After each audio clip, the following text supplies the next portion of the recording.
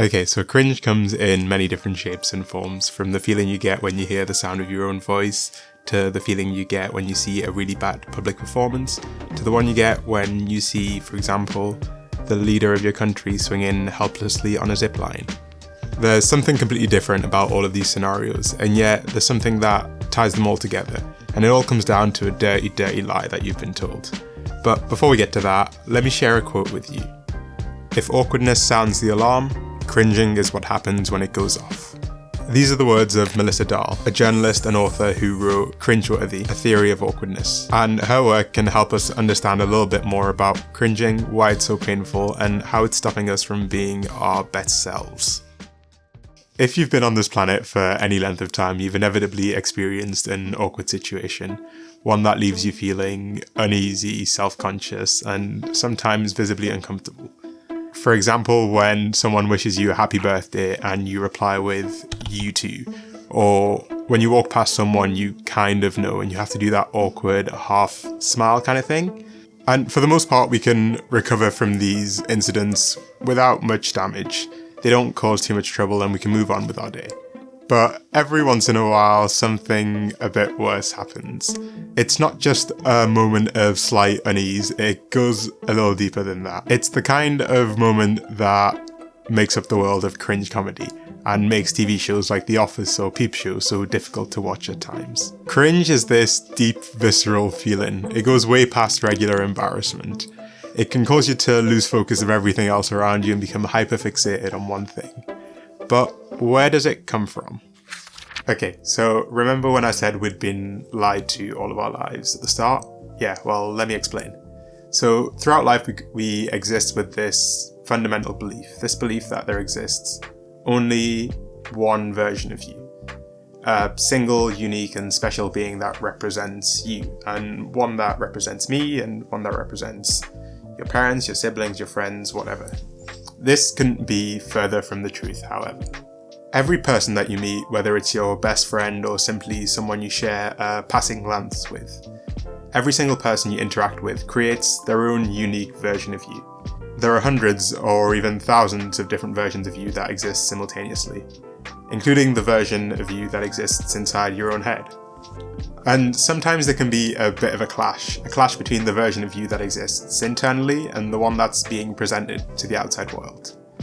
In these moments, we experience that feeling commonly known as awkwardness. There's an irreconcilable gap between the person we believe we are and the person that we're showing off. This feeling of awkwardness triggers a kind of mental alarm, which sometimes manifests physically as cringe. That's the foundation of Melissa Dahl's cringe theory, and I think it's a really interesting idea. Because you see, this helps us understand why we cringe at our own life experiences, but also at other people's. We can see when there's a disconnect, a gap between the version of themselves that somebody is presenting and the version that's being perceived. Awkwardness, and by extension cringe, comes from our ability to understand when we're being misunderstood or when someone else is being misunderstood. Fundamentally, it's empathy, really. And the way we frame it explains a lot about how we feel about ourselves and about other people in these kinds of situations. So, what do we do about it then? Well, let's think a little bit more about the world of cringe comedy and where the appeal actually comes from. One of the reasons why cringe comedy is so appealing is that it plays on our ideas about social intelligence. It can often convince us that we're more socially intelligent than the person we're being presented with, that they're doing something that we'd never allow ourselves to do, or that they're in a situation that we'd never allow ourselves to get in. But this method of thinking isn't necessarily as rational as it seems. We often treat feelings of cringe as if they come from a place of social intelligence, when more often than not they can come from a place of ego instead. In fact, if we take a look at the research, we can quickly see that how embarrassing we deem a particular situation to be is largely influenced by how we ourselves feel in that moment. It's what's called egocentrically anchored. In other words, the reason you find TikTok dances so cringy, for example, is not because there's something inherently embarrassing about them, but rather because they violated a social norm that you've deemed to be necessary in that moment, because they had the confidence to break a usually arbitrary social norm. This is what you might call contemptuous cringing. You're empathizing and then judging, rather than understanding that authenticity and expression are good things, even if they can evoke feelings of discomfort.